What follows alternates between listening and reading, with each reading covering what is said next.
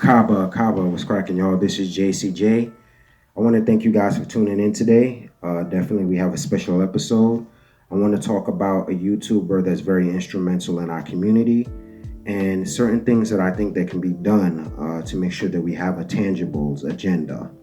Now, what is a tangibles agenda? A tangibles agenda I'm talking about is citizenship in certain countries in Africa.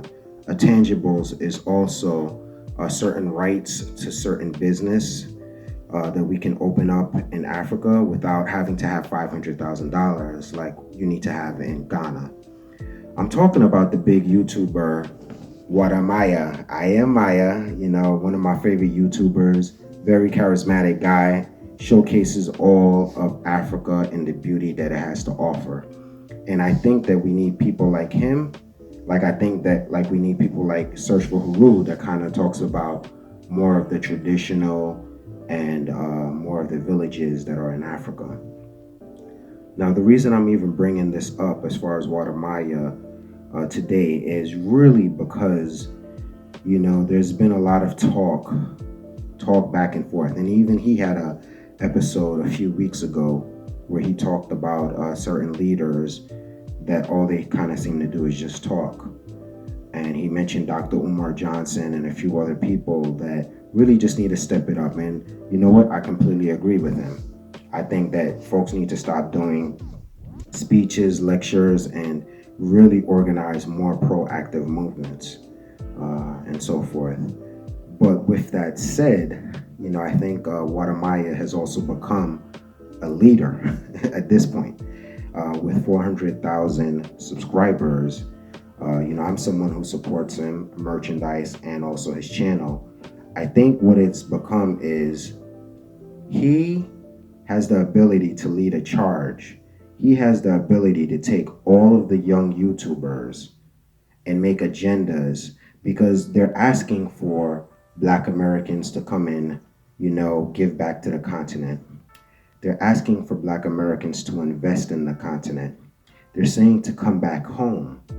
But I can speak as a Black American that's been to 5 African countries. You're not home when you're necessarily in Africa. Spiritually, I feel at home. Mentally, I feel at home in some ways. The way that people are so warm to me. The way that I'm so easily able to transition. However, realistically, there's no citizenship. Realistically, you have a certain amount of time to stay there.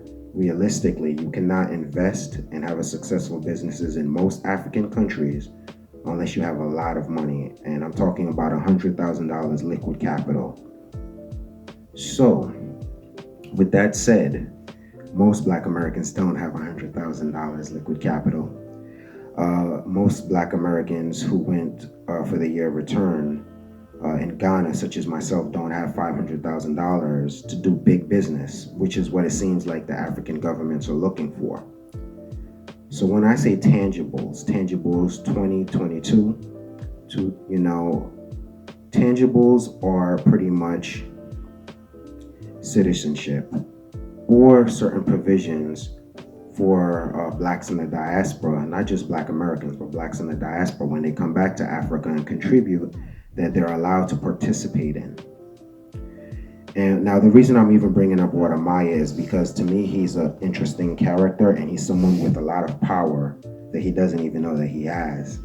For our generation, 40 and under and so forth, still relatively young in the 30s or even younger in the 20s, that are interested in bringing the Black diaspora together, that are interested in doing business and building up Africa, other than having the other nationalities do it too.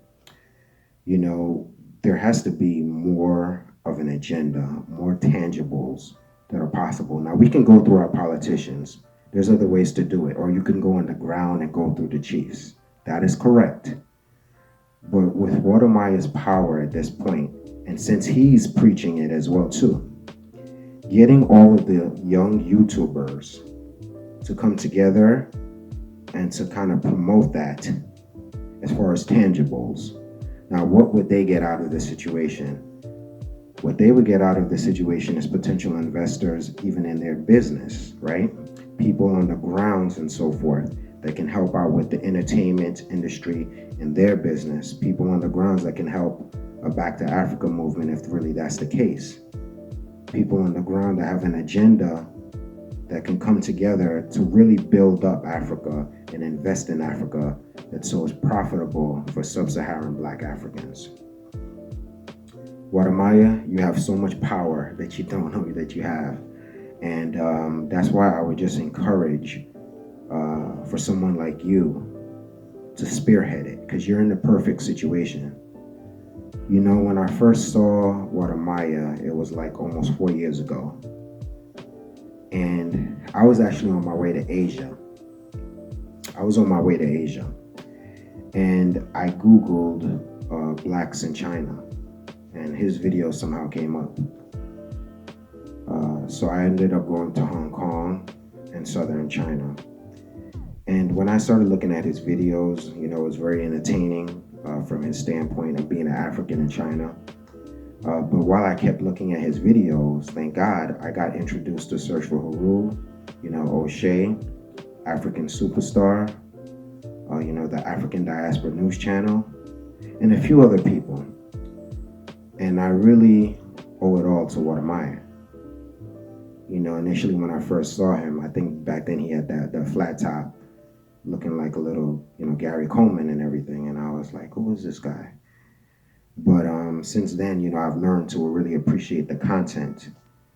And I really feel the way that we can come together is spearheading an agenda and tangibles. Because even though I understand the benefits of investing in Africa, some of my other friends don't. And they make good reasons why they shouldn't. You know, there's no strong tangibles there. And then there'll be some other people, you know, who are divisive on both sides. They say, okay, if you don't want to come, don't come. We're not giving you any tangibles.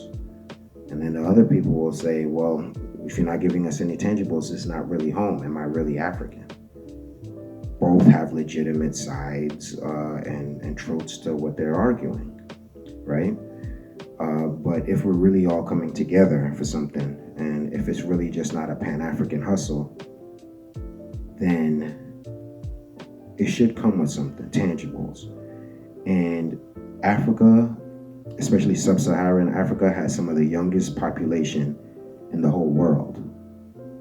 So with that said, it's a very powerful thing. With that said, you know, Guatemala, because of his age, his influence in social media, and what he's doing, what he's promoting, to me, he would be the best ambassador for someone in that position. And I would feel comfortable with him spearleading this stuff, as I'm sure thousands of other Black Americans would, as I'm sure hundreds of thousands of other Blacks in the diaspora would. It comes with a price, the sacrifice or something like that. However, it's something that can be life-changing on a generational note. It's something that could make his legacy important to millions of people. Even if it just starts with Ghana, you know, Ghana is a place that a lot of Black Americans love to go to. And so, even if it just started there, you know, I have lineage to Ghana, you know, through my multiple DNA test and also my genogram and my historical resources that I researched. So even with that said, it's something powerful to look into.